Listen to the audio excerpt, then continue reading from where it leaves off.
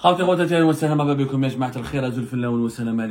venons donc de confirmer une information très importante, urgente et qui nous a été confirmée par plusieurs sources concordantes. L'information effectivement a été révélée d'abord, il faut le dire, par le Figaro. C'est pas nous, c'est pas Algérie Part. Nous venons d'avoir les détails. Nous avons pu avoir plus de détails. C'est le Figaro qui a révélé cette information en premier. Là, on l'avait, mais j'étais pas sûr à 100%. Je voulais vraiment être très précis.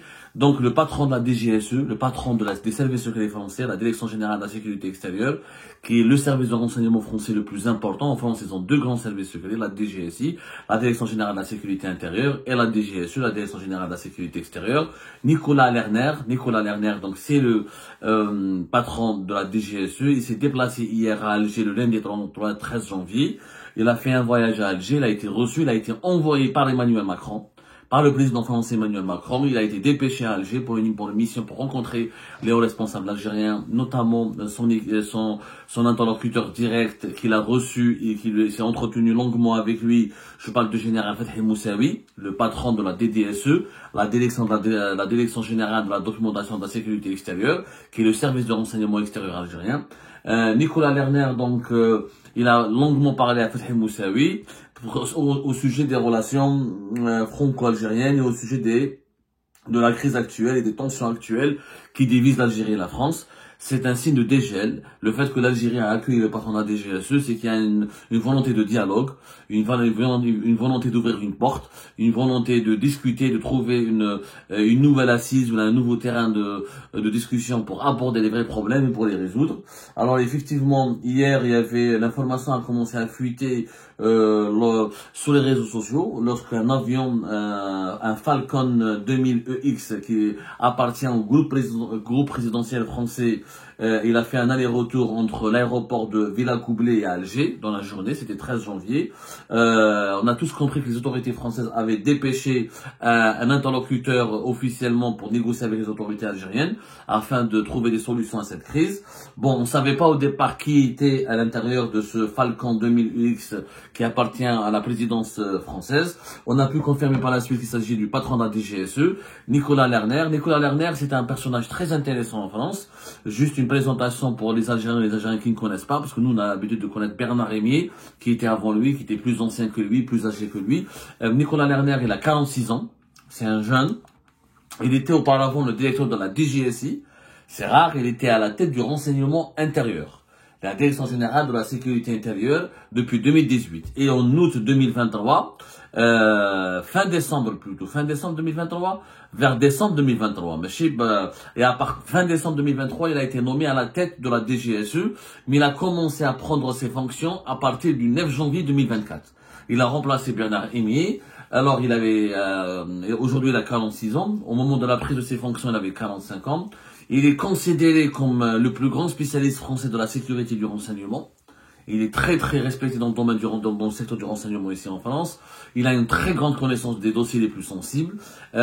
C'est quelqu'un qui est un diplôme, il a fait l'ENA, la grande école nationale d'administration en France. L'ENA, qui est la grande école des élites françaises politiques, des présidents, des ministres et des grands dirigeants politiques et français ont fait l'ENA. Il a été, selon plusieurs médias spécialisés qui connaissent bien le secteur du renseignement en France, on dit que grâce à lui, quand il était à la tête de la DGSI de 2018 à fin d'année 2023, la France a pu éviter 18 attentats islamistes et il était parmi les principaux responsables de l'enquête sur l'assassinat de l'enseignant Samuel Paty, qui avait profondément choqué la France, rappelez-vous, en 2023 aussi. C'était un assassinat qui était 2021, pardonnez-moi, c'était en 2021. 2020, l'assassinat c'était le 16 octobre 2020, voilà, le 16 octobre 2020. Il y avait une enquête qui a été menée longuement sur les implications des réseaux qui sont derrière l'assassinat de Samuel Paty. La DGSE française a été largement mobilisée. Donc il dirige la DGSE depuis début d'année 2024. Et hier, c'est le président français Emmanuel Macron, qui lui a demandé de partir à Alger, de rencontrer des interlocuteurs algériens. Alors mon information que j'ai pu, toutes les informations que nous allons vous révéler maintenant, nous ont été confirmées par des sources concordante et extrêmement bien introduite au sein du régime algérien. Nicolas Lerner n'a pas rencontré le président Abdelmadjid Tebboune. Il n'a pas été reçu au palais présidentiel. Il a été reçu uniquement par le général Fethi Moussaoui, il a pratiquement le même âge, il a pratiquement 48 ans, Fethi Moussaoui, alias Sadaq, qui était l'ancien chef du bureau de sécurité à l'ambassade de Paris entre 2022 et fin 2021, 2022 jusqu'à 2024. Sadaq, Fethi Moussaoui et Nicolas Lerner, ils se connaissent très bien parce qu'ils ont collaboré ensemble, ils sont croisés ensemble ici en France, ils ont échangé sur pas mal de sujets sécuritaires qui étaient inscrits à l'ordre du jour dans le cadre de la coopération sécuritaire entre l'Algérie et la France. C'est une importante coopération entre les services de renseignement français et algériens, c'était une coopération historique.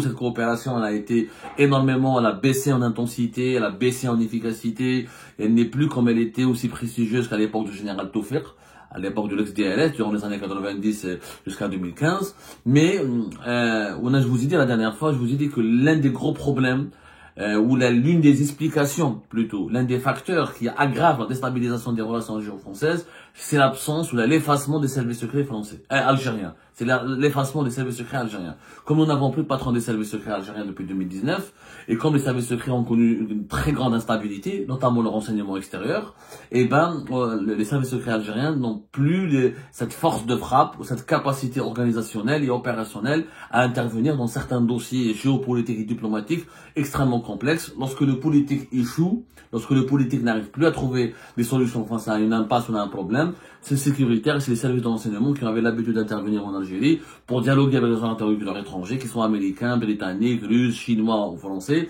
pour trouver des solutions et relancer les relations bilatérales. Alors, avec Sadaq, apparemment, avec le général Fethi Moussaoui, il y a du renouveau, il y a une relance à la tête des services de renseignement, puisque Nicolas Lerner et Sadaq se sont parlé hier durant pratiquement toute la journée. Nicolas Lerner, il a demandé à rencontrer Abdelmadjid Tebboune.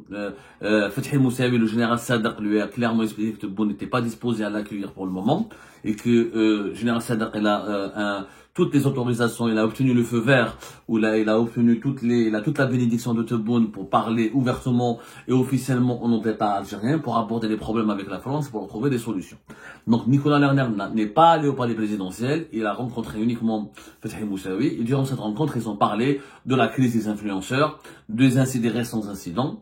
Nicolas Lerner a manifesté, selon nos informations, il a expliqué à son interlocuteur algérien que Emmanuel Macron et les hauts responsables de l'État français étaient extrêmement offusqués et choqués. Et ils ont été blessés par le comportement de l'Algérie qui a renvoyé le jour même un influenceur dangereux qui a appelé à tuer, qui a appelé à commettre des meurtres, qui a appelé à organiser des attentats contre les opposants algériens sur le sol français. C'était le 9 janvier 2024, Boualem Naaman, qui a été donc expulsé sur ordre du ministère de l'Intérieur français dans le cadre d'une procédure d'une urgence absolue. Quand il a été expulsé, directement le jour même, l'Algérie a refusé de lui permettre d'accéder au territoire algérien, elle a refusé de le récupérer et les services de sécurité algériens ont décidé de le renvoyer le jour même, ce qui a aggravé la crise avec Paris, ce qui a provoqué la grosse colère du gouvernement français, notamment de Bruno Retailleau, ministre de l'Intérieur, et du ministre des Affaires étrangères Jean-Noël Barrot, et de l'ensemble des membres du gouvernement, et les médias français se sont déchaînés contre l'Algérie. Donc Nicolas Lerner, il a expliqué à son interlocuteur algérien que c'était blessant pour la France, que c'était humiliant, qu'il ne comprenait pas pourquoi l'Algérie refusait de reprendre ses ressortissants, que c'était un individu qui est devenu dangereux, qui menaçait la sécurité publique, que la France l'a très mal pris, cette décision de l'Algérie de ne pas lui permettre, de ne pas le récupérer, de le renvoyer vers la France.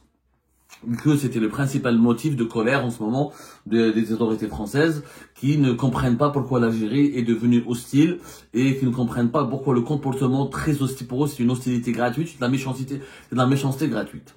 À ce reproche, selon nos investigations, le général Fethi Moussaoui alias Sadaq, qui connaît très bien les services secrets français, puisqu'il était chef de bureau de sécurité ici à Paris en France, a clairement répondu que les autorités algériennes aussi étaient blessées et elles ont trouvé que les autorités algériennes ont trouvé la décision d'expulser un ressortissant algérien comme un colis de poste, comme un colis d'Amazon, comme ça le jour même, sans avertir les autorités algériennes, sans se concerter avec les services secrets algériens. Et Sadak, le général Sadak, elle a expliqué à son interlocuteur français qu'ils n'étaient pas au courant, ils n'étaient pas préparés à l'accueillir, et que du jour au lendemain, l'affaire elle est extrêmement médiatisée en France. C'est quelqu'un qui appelle à tuer, qui devait être jugé en France le 24 février, qui a commis un crime sur le sol français. Le crime n'a pas été commis sur le sol algérien.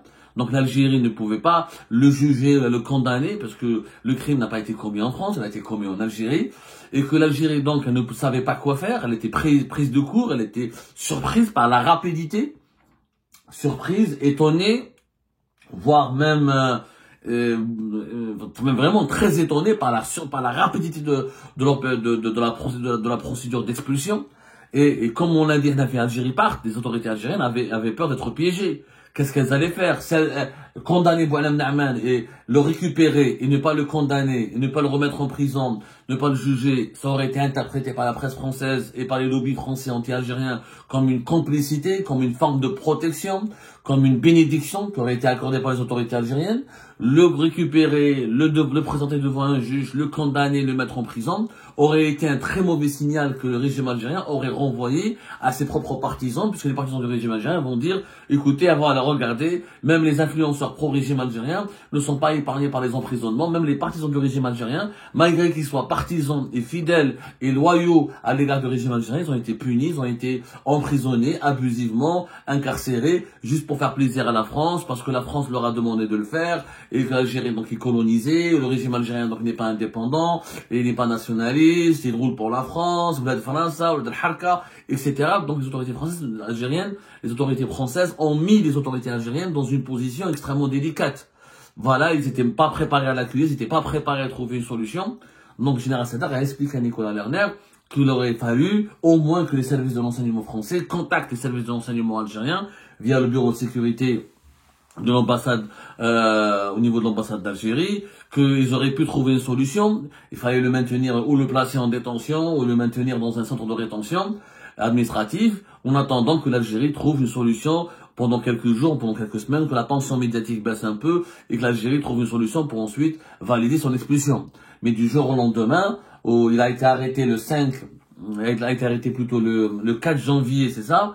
Et le 4 ou le 5 janvier, il a été arrêté. Le 9 janvier, la France décide de l'expulser sans se concerter préalablement avec les autorités algériennes. L'Algérie était obligée elle a eu peur, elle était d'abord, elle se sentait elle aussi menacée et piégée, dans ce jeu de ce qu'elle pensait être une grosse manipulation. Donc elle a réagi aussi violemment et brutalement en décidant de renvoyer Boualem Naaman vers la France. C'était le principal sujet de discussion.